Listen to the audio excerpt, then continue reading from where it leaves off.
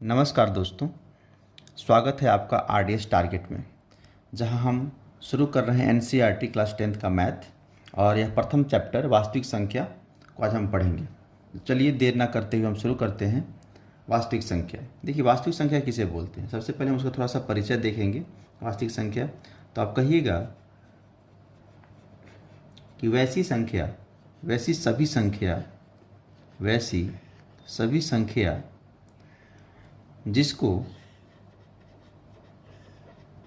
जिसको हम number line पर यानी संख्या रेखा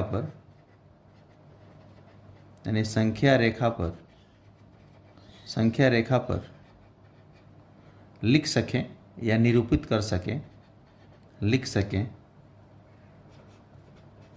सकें तो उसे रियल नंबर कहा जाता है। तो उसे वास्तविक संख्या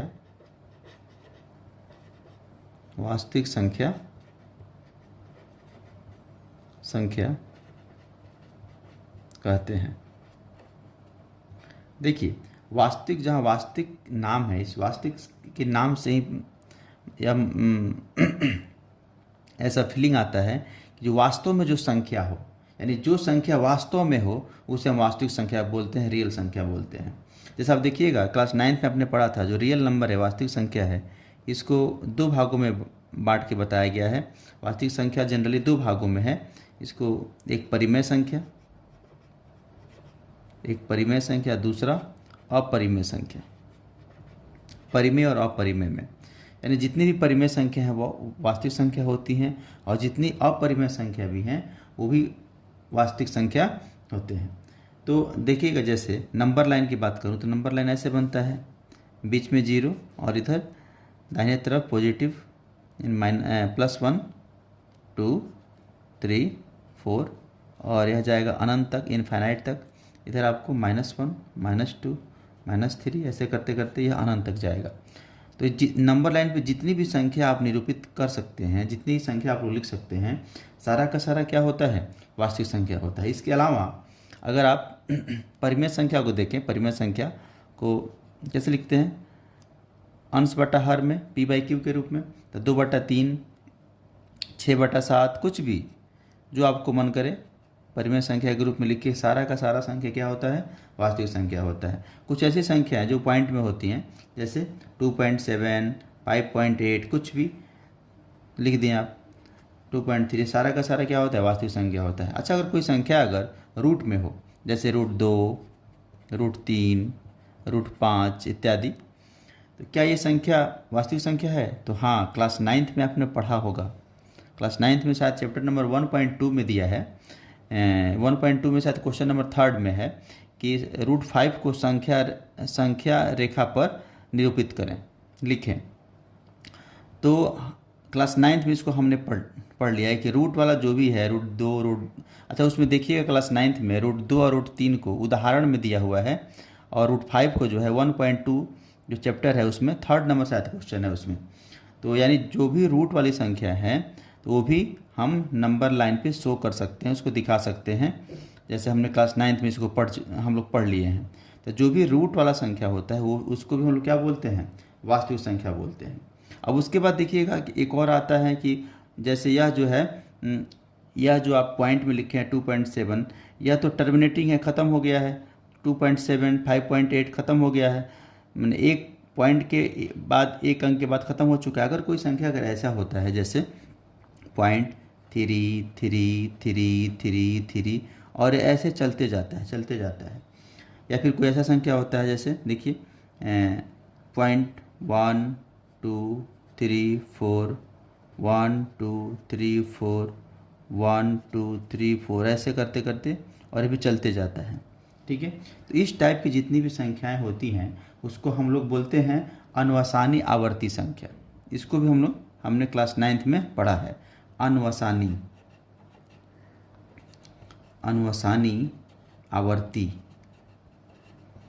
आवर्ती संख्या। इंग्लिश में इसको कहा जाता है नॉन टर्मिनेटिंग, यानी खत्म नहीं हो रहा है, नॉन टर्मिनेटिंग रैकरिंग नंबर। और एक और उसमें हम लोग पढ़े थे, जैसे आप लोग क्या देखिएगा कि नॉन टर्मिनेटिंग नॉन रैकरिंग, यानी कोई ऐसी संख्या जैसे 0.1 1 2 3 4, उसके बाद 1 2 3 4 5, 1 2 3 4 5 6, ठीक है। तो ऐसी जो संख्या है उसको हम लोग बोलते हैं non terminating non recurring, non terminating non recurring, यानी अनवसानी अनावर्ती, अनवसानी अनावर्ती संख्या। तो ऐसी जो संख्याएं होती हैं तो उन क्या वे वास्तविक संख्या है? तो हाँ, इनको भी हम वास्तविक संख्या बोलते हैं। ये सभी भी रियल नंबर है, ये सभी भी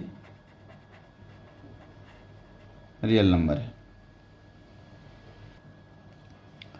तो हमने देखा कि जितनी भी संख्याएं हैं जो वास्तव में आपको संख्या दिखाई दे, ठीक है, तो वह संख्या क्या होती है? वास्तविक संख्या होती है। इसलिए तो इसका नाम है वास्तविक संख्या, फिर रियल नंबर। तो परिमेय संख्या, अपरिमेय संख्या, पॉइंट वाला संख्या, यहाँ पे PYQ वाला संख्या, रूट वाला, या अनवसानी आवर्ती वाला, अनवसानी अनावर्ती वाला, यह सारा का सारा रियल नंबर वास्तविक संख्या होता है, ठीक है। अब देखिए इस चैप्टर में आपको पढ़ना क्या है, इस चैप्टर में आपको पढ़ना क्या है।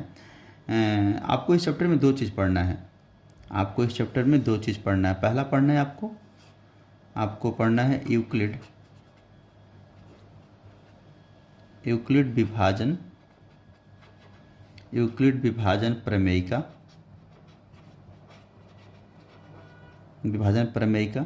और दूसरा जो पढ़ना है उसको बोलते हैं अंक गणित की आधारभूत प्रमेय, अंक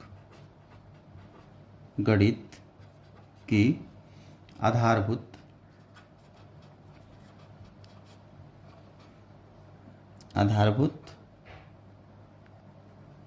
प्रमेय, ठीक है। इस चैप्टर में आपको दो चीज़ पढ़ना है, ठीक है।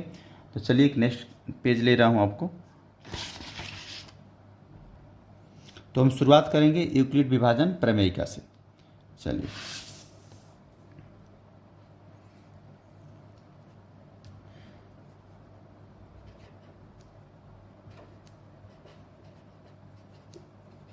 यूक्लिड विभाजन प्रमेयिका, ठीक है।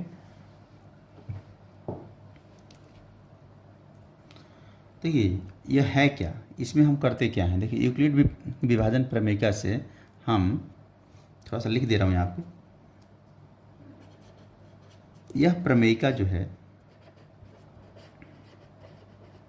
यह प्रमेयिका दो धनात्मक पूर्णांकों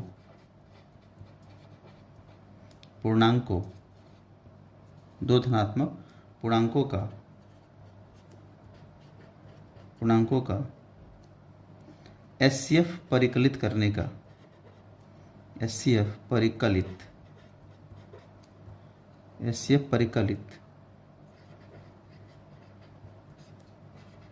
करने का एक टेक्निक होता है, एक तकनीक होता है, एक तकनीक होता है, ठीक है। यूक्लिड विभाजन प्रमेयिका से किसी भी दो धनात्मक पूर्णांकों से के द्वारा हम HCF निकालते हैं, ठीक है। अब यहाँ पे आप लोग क्या देखिएगा, जो यूक्लिड विभाजन प्रमेयिका है, यूक्लिड विभाजन प्रमेयिका है, इसके बारे में थोड़ा समझें कि आखिर है क्या। तो देखिए यहाँ आप क्या देखिएगा, यहाँ पे यूक्लिड विभाजन प्रमेयिका है, उसमें तीन शब्द हैं, एक यूक्लिड है, एक विभाजन है, और तीसरा प्रमेयिका है। देखिए यूक्लिड के बारे में आप तो जानते होंगे कि यूक्लिड हैं कौन। तो यूक्लिड एक गणितज्ञ थे, और यह जो थे यह पुराने समय के प्राचीन गणितज्ञ हैं। यह प्राचीन यूनानी गणितज्ञ हैं, यूनान के यूनान तो पता होगा ना, वर्तमान में इसको ग्रीस बोलते हैं। तो प्राचीन यूनान के एक गणितज्ञ थे, गणितज्ञ या फिर मैथमेटिशियन, गणितज्ञ थे। ठीक है, चलिए। अच्छा, एक और चीज़ बता दूं कि यूक्लिड को हम ज्यामिति यानी ज्योमेट्री यानी फादर ऑफ ज्योमेट्री यानी ज्यामिति का जनक कहते हैं। यूक्लिड को हम क्या बोलते हैं? ज्यामिति के जनक। इन्होंने 300 BC में, ईसा पूर्व 300 ईसा पूर्व में इन्होंने किताब लिखा था, एक बहुत फेमस किताब। उसी में यूक्लिड विभाजन प्रमेय के बारे में इन्होंने चर्चा किया है। उस किताब का नाम था एलिमेंट्स। ठीक है, अब यूक्लिड के बारे में हम लोग समझिए विभाजन क्या है। विभाजन, देखिए विभाजन आप क्लास 10th में पढ़ेंगे तो 2 चैप्टर में आपको विभाजन मिलेगा। और इस विभाजन के 2 रूप मिलेंगे। पहला रूप में आपको क्या देता है? विभाजन मतलब भाग करने की विधि यानी विभाजिता का नियम। इसमें क्या होता है? फार्मूला है इसमें, भाज्य बराबर क्या होता है? भाजक गुने भागफल और प्लस शेषफल। ठीक है, शेषफल होता है। आपने क्लास 10th में एक और विभाजन पढ़ना है, विभाजन सूत्र। ये भी विभाजन का ही सूत्र है। और एक दूसरा विभाजन का सूत्र क्लास 10th में पढ़ना है। यह आपको पढ़ना है निर्देशांक ज्यामिति में। निर्देशांक ज्यामिति जब चैप्टर पढ़ेंगे तब उसमें आपको पढ़ना पड़ेगा। निर्देशांक ज्यामिति में आपको पढ़ना पड़ेगा। इसमें एक विभाजन का सूत्र होता है। इसमें भी आपको विभाजन का सूत्र पढ़ना है, विभाजन का सूत्र। ठीक है, इसको बाद में देखा जाएगा। हालांकि इसको अंग्रेजी में बोलते हैं सेक्शन फार्मूला। और इसमें x और y 2 निर्देशांक निकालना होता है। जैसे x का आप पूछता है x का निर्देशांक, तो आपको लिखना होता है, मैं बाद में पढ़ाऊँगा अच्छे ढंग से इसको, m1x2 प्लस m2x1 बटा m1 प्लस m2। ये भी विभाजन सूत्र है। और यहाँ भी विभाजन लिखा है। तो यहाँ पे यूक्लिड विभाजन प्रमेयिका में इस विभाजन को आधार बना के, इस विभाजन जो विभाजिता का नियम है इसको आधार बना के एक प्रमेयिका बनाया गया है। प्रमेयिका क्या होता है? देखिए, प्रमेयिका समझने से पहले आपको प्रमेय समझना पड़ेगा। अक्सर आपने पढ़ा होगा प्रमेय, जैसे पाइथागोरस प्रमेय। तो मैं एक चीज़ आपको बता दूं कि आपको कन्फ्यूजन क्रिएट ना हो कि प्रमेय और प्रमेयिका में अंतर, प्रमेय और प्रमेयिका में क्या अंतर है। देखो, प्रमेय क्या बोलते हैं ना कि अगर कोई गणितज्ञ है वह बिना किसी दूसरे सूत्र की सहायता से एक नया फार्मूला इजाद कर देता है, डिराइव कर देता है, उसको हम प्रमेय बोलते हैं। जैसे आपने क्या देखा हो, पाइथागोरस जी जो थे, पाइथागोरस, उन्होंने क्या किया, 3 जगह कील हिला के उन्होंने देखा ऐसे कि यह जो भुजा का अनुपात है, यह जो भुजा का अनुपात है वह इस दोनों भुजा के अनुपात के वर्ग के बराबर होता है। इस भुजा के वर्ग माने इसको बोलते हैं कर्ण। देख रहे हैं ना, समकोण त्रिभुज बन रहा है, तो इसको हम लोग बोलते थे कर्ण स्क्वायर बराबर आधार स्क्वायर प्लस लंब स्क्वायर। तो इसका अर्थ क्या हुआ? इसका अर्थ हुआ कि कर्ण का अगर स्क्वायर करने पर यह आधार और लंब के स्क्वायर के बराबर होता है। ठीक है, तो पाइथागोरस ने यह बिना किसी दूसरे सूत्र की सहायता से उन्होंने ऐसा एक फार्मूला डिराइव कर दिया है, एक नया फार्मूला डिराइव किया। इसमें किसी भी दूसरे सूत्र का सहायता नहीं लिया गया है, फार्मूला डिराइव हो गया। ठीक है, किसी सूत्र का प्रयोग नहीं किया गया, उन्होंने खुद से इसने किया। और तो उसको बोलते हैं प्रमेय। कोई भी ऐसा सूत्र या प्रमेय जिसको अगर बनाया जाए या फिर नियम में लिखा जाए तो उसके लिए किसी दूसरे फार्मूला या सूत्र का प्रयोग नहीं किया जाता है, उसको हम लोग बोलते हैं प्रमेय। और प्रमेयिका क्या होता है? प्रमेयिका का अर्थ होता है प्रमेय के जैसा। प्रमेयिका यानी इसमें क्या होता है, किसी दूसरे द्वारा, यहाँ पर लिख दे रहा हूँ आपको समझ में आ जाएगा, किसी दूसरी प्रमेय की सहायता से, किसी दूसरी प्रमेय की सहायता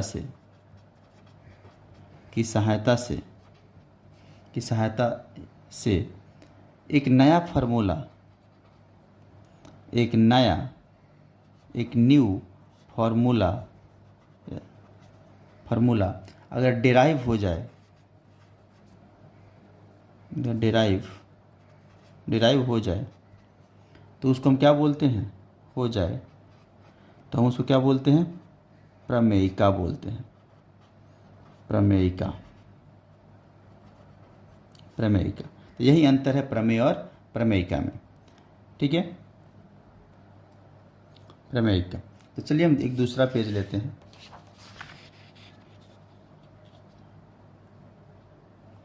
यहाँ पे हम देखेंगे कि भाज्य बराबर भाजक गुने भागफल और प्लस शेषफल। यहाँ पे देखिएगा, इसको यही तो विभाजन का सूत्र है और इसका प्रयोग करके एचसीएफ निकालने का एक नया तरीका यूक्लिड्स ने बताया था। तो उन्होंने क्या बताया, यह जो विभाज्यता का नियम है, इसको अगर भाग के रूप में लिखा जाए तो अंदर होता है भाज्य,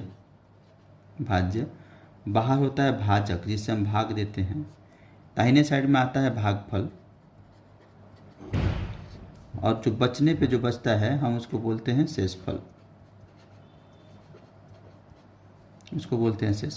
इसी को यूक्लिड जी ने ऐसा लिखा, जैसे भाज्य को है हम ए बोलते हैं, भाजक को बी बोलते हैं, भागफल को क्यू कोसेंट बोलते हैं और शेषफल को रिमाइंडर बोलते हैं आर। तो इसको ऐसे लिखते हैं, देखो यही है ना, भाज्य बराबर, तो एक भाज्य की जगह पर ए बराबर भाजक की जगह पर बी, तो बी और गुणे भागफल की जगह पर क्यू प्लस, तो यहाँ भी प्लस लिखेंगे और शेषफल की जगह क्या है? आर है। तो ये आपका फार्मूला हो जाता है ए बराबर बी क्यू प्लस आर। ठीक है, और उन्होंने यह बताया कि इसका प्रयोग करके हम एचसीएफ निकाल सकते हैं। और उन्होंने एक शर्त रखा था, एक शर्त है इसमें, एक शर्त है कि जहाँ लिखा जाता है उसमें, जहाँ ये जो आर है ना, आर यह हमेशा बड़ा या बराबर होता है जीरो से हमेशा बड़ा होता है आर, या फिर जीरो होगा, इसको ऐसे लिखते हैं, आर जो है बड़ा या बराबर होगा जीरो से, या फिर आर जो है हमेशा छोटा होता है किससे? बी से। इसका अर्थ क्या होता है? चलिए थोड़ा सा 1 मिनट लगेगा तो आपको समझा दे रहा हूँ कि इसका अर्थ क्या होता है। जैसे मान लीजिए कोई संख्या है, जैसे मान लीजिए कि 2 है, 2 से मुझे भाग करना है 6 में, तो क्या होगा? 2 तिहाई 6, क्या आएगा? 0। फिर उसी 2 से, उसी उसी 2 से अगर हम 7 में भागा कर रहे हैं तो क्या होगा? 2 तिहाई 6, रिमाइंडर क्या बचेगा? 1। फिर उसी भाजक से 8 में भागा कीजिए तो 2 चौका 8, क्या शेष आया? 0। फिर उसी भाजक से, उसी 2 से 9 से, अभी आपको समझ में आ जाएगा कि मैं क्या कर रहा हूँ, 2 चौका 8, ठीक है, शेष बचा 1। ऐसे करते जाएंगे तो नीचे दिख रहे हैं 1 0 1 0 1, फिर आगे कीजिएगा, जैसे इसी 2 से भागा कीजिए 10 में तो क्या बच जाएगा? 2 पच्चे 10, 0 आ जाएगा। तो दिख रहा है ना, रिमाइंडर जो है शेषफल क्या आ रहा है? 0 1 0 1, ठीक है, फिर 0 1, ऐसे करते करते केवल 0 1 ही 1 आएगा। अगर आप किसी भी संख्या में 2 से भागा कर रहे हैं, किसी भी संख्या में, तो रिमाइंडर या तो 0 आएगा या तो 1 आएगा। रिमाइंडर या तो मैंने शेषफल जो है या तो 0 आएगा या तो 1 आएगा। अच्छा, अगर हम इसी को 3 से भागा करके देखते हैं, 3 से 6 में भागा कीजिए, 3 दूनी 6, 0 आया। फिर इसी 3 से हम भागा कर रहे हैं 7 में, तो 3 2 जा 6, रिमाइंडर क्या बचा? 1। फिर इसी 3 से 8 में तो 3 3 जा 9, ये ज़्यादा हो जाएगा, तो 3 2 जा 6, रिमाइंडर 2। फिर इसी 3 से हम भागा करेंगे 9 में, 3 3 का 9, क्या बच जाएगा 0। फिर इसको आगे रिपीट करो, 3 को भागा करो 10 में, क्या बच जाएगा 3 3 का 9, क्या बच गया 1। यहाँ देख रहे हैं कि अगर हम 2 से भागा कर रहे हैं तो यहाँ पे जो शेषफल है 0 और 1 आ रहा है, 0 और 1 आ रहा है। और यहाँ 3 से भागा कर रहे हैं तो इसका शेषफल 0 1 2, फिर 0 1 2 ऐसे करके आएगा। मेरे कहने का अर्थ है कि अगर आप b, यहाँ पे देखो ना, b बराबर अगर 2 है तो शेषफल क्या आएगा, शेषफल क्या आ रहा है हमेशा 0 1, शेषफल आएगा 0 1। अगर यहाँ पे b बराबर अगर 3 ले रहे हो, 3, तब शेषफल क्या आएगा, तो हमेशा 3 से कम आएगा 0 1 2। देखिए आप देख सकते हैं 0 1 2। अगर मान लीजिए अगर b मतलब क्या, भाजक, अगर भाजक यहाँ पे अगर मान लो 4 रहे, यहाँ पे 4 हो जाए 4, तो अगर 4 हो जाएगा तो बताइए शेषफल कितना होगा, तब शेषफल कितना हो जाएगा, तब कितना बचेगा शेषफल, या तो 0 आएगा, या तो 1 आएगा, या तो 2 आएगा, या तो 3 आएगा, 4 कभी नहीं आएगा। ठीक है, तो यही यह चीज़ कहना चाहता है। इसी को आप लोग क्या देखिएगा कि जो r होता है ना, जो शेषफल होता है वह बड़ा होता है या फिर बराबर होता है किसके, 0 के।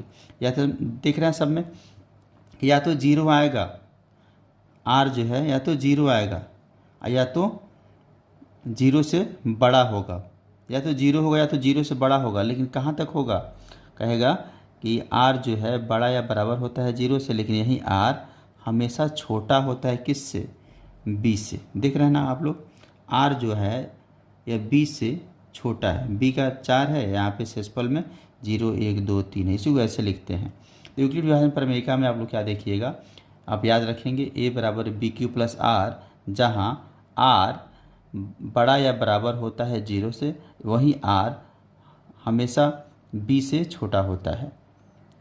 ठीक है, अब चलिए हम चैप्टर पे आ रहे हैं, या फिर इसका कुछ और देख रहे हैं यूक्लिड विभाजन प्रमेयिका में, कि हम देखेंगे कि जो यूक्लिड विभाजन प्रमेयिका है, Euclid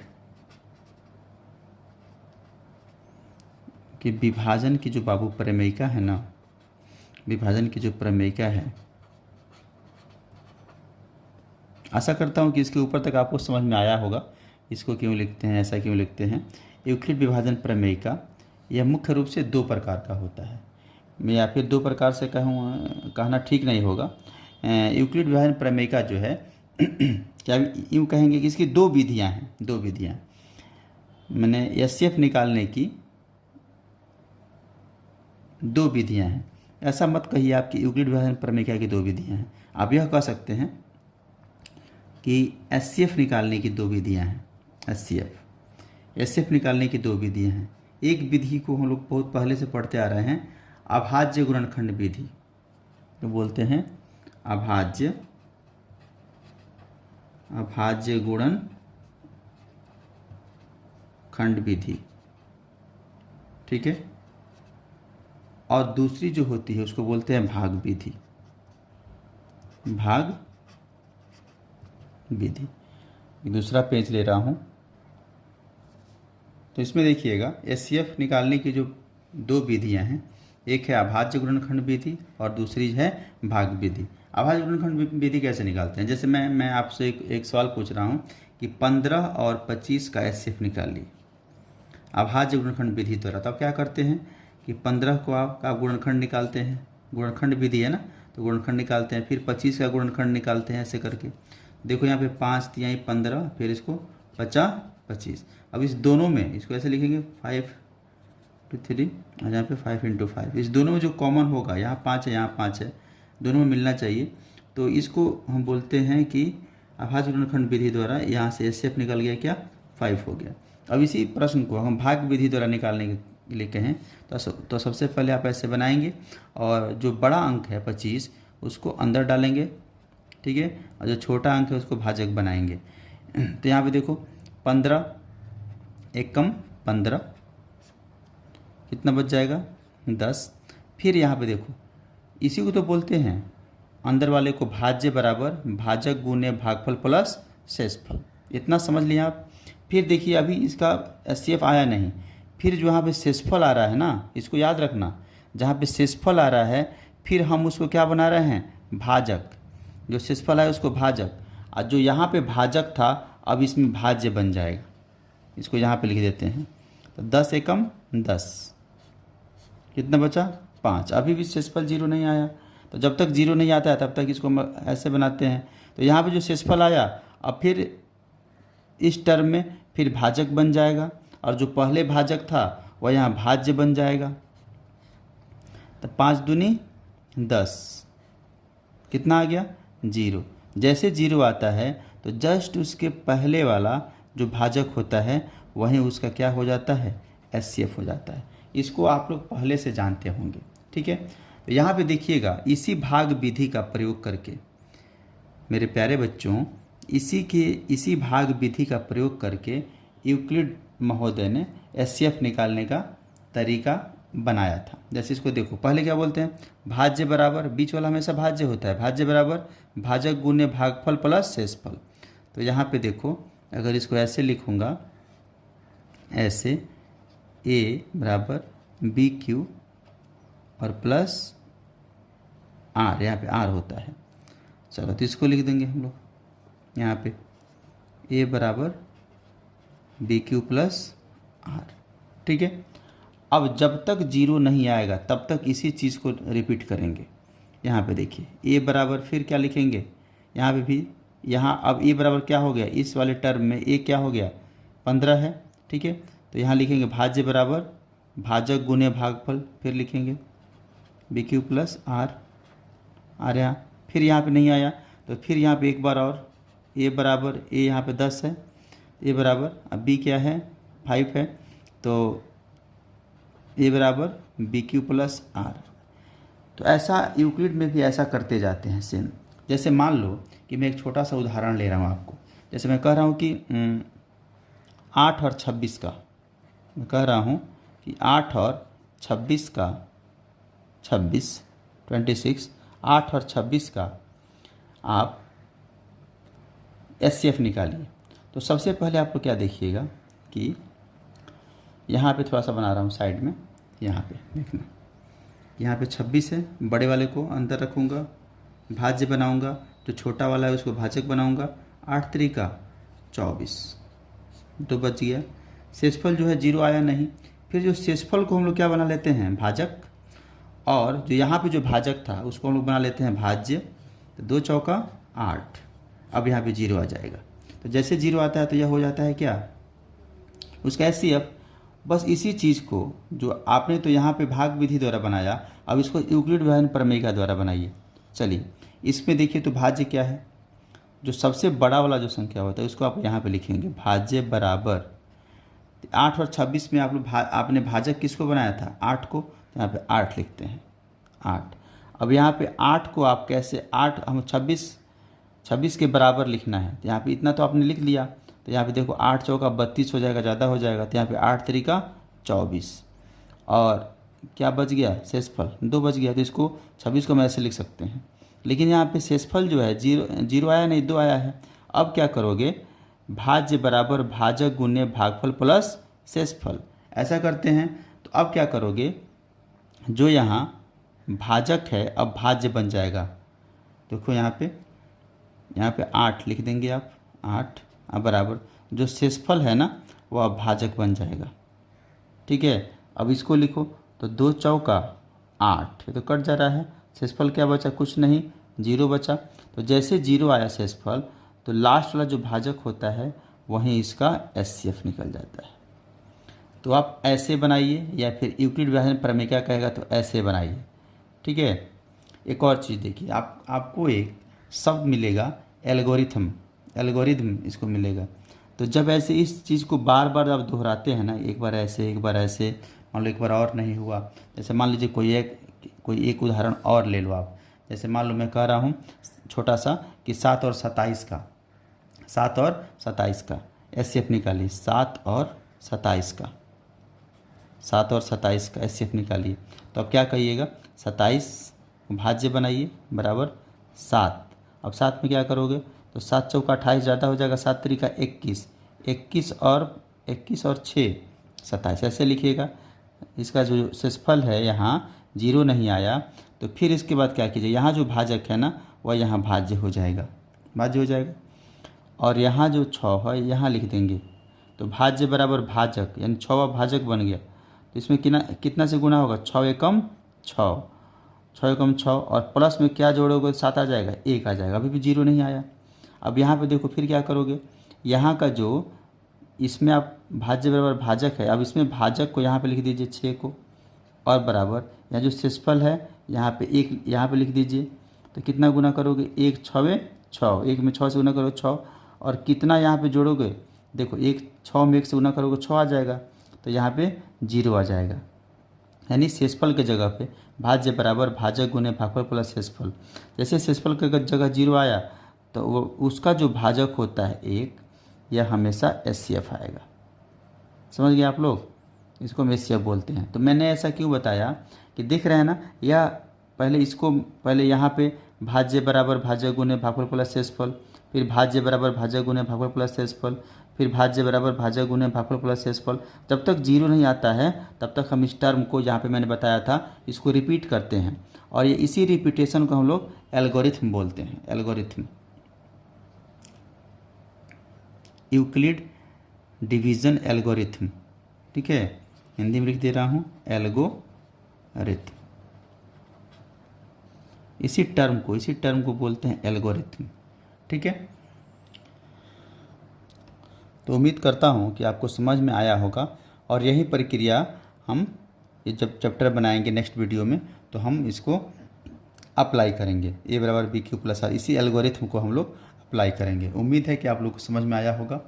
thank you, bye bye.